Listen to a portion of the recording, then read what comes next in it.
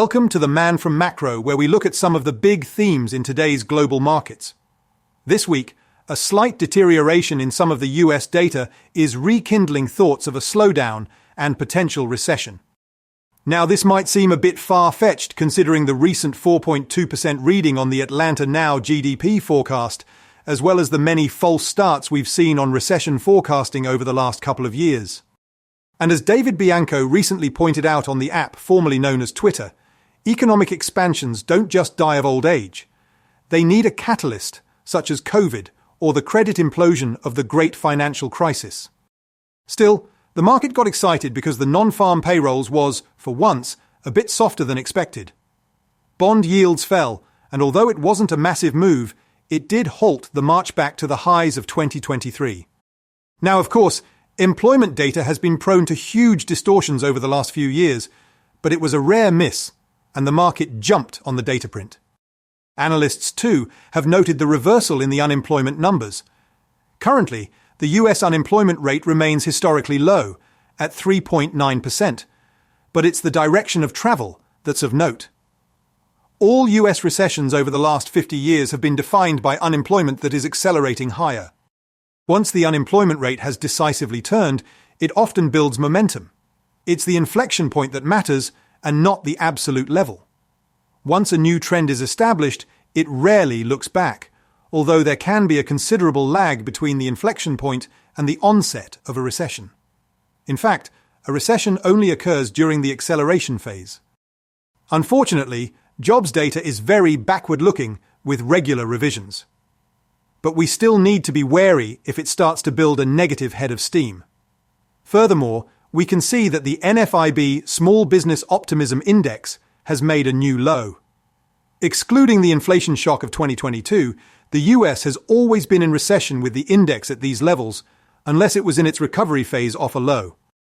Perhaps it was just a false start 2 years ago, and this is now the real thing. And why does this matter?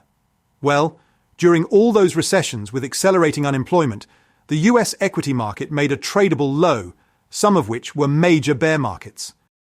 But the problem in gauging the response to deteriorating data is that initially, expectations will be for looser policy, such as rate cuts, an end to QT, and a resumption of QE. By way of example, the US equity market loved the weaker payrolls print and rallied handsomely towards the all-time highs. Therefore, the initial reaction to softer data could be for risk assets to maintain a bid. So what could be a catalyst for a reversal? We may have to look overseas for a potential source of risk. The Bank of Japan currently has its hands tied because it needs to defend its yields. But if interest rate differentials are reduced because US yields are falling, that could support the Japanese yen, which had tracked the differential between US and Japanese yields for the last few years. Given the recent declines in the yen versus the dollar and the intervention by Japan to defend its currency, a narrowing of the yield differential might be a good thing. But we should be careful what we wish for. The Bank of Japan has also incrementally started to tighten. And whilst these are tiny steps from a major economy, there is past form. When the Fed rate cycle has peaked in the past and then reversed at the same time that the Bank of Japan has been tightening, it's been Japan's tightening cycle, even when it's been a small step change, that has rung the bell on the US recession or the top of the equity market. This occurred into the recessions or bear markets of 1991, 2001, and the Great Financial Crisis. Now, 3 data points are not exactly a data set that we can hang our hat on, but we can also see how the US tightening cycle of 1994 was accompanied by Japanese rate cuts. The US equity market rallied and there was no recession. Rate differentials could define the direction of the yen carry trade. A yen that surprises to the upside could undermine global risk assets. Overall, a stronger yen is not a base case, considering the Japanese economy is caught between a rock and a hard place.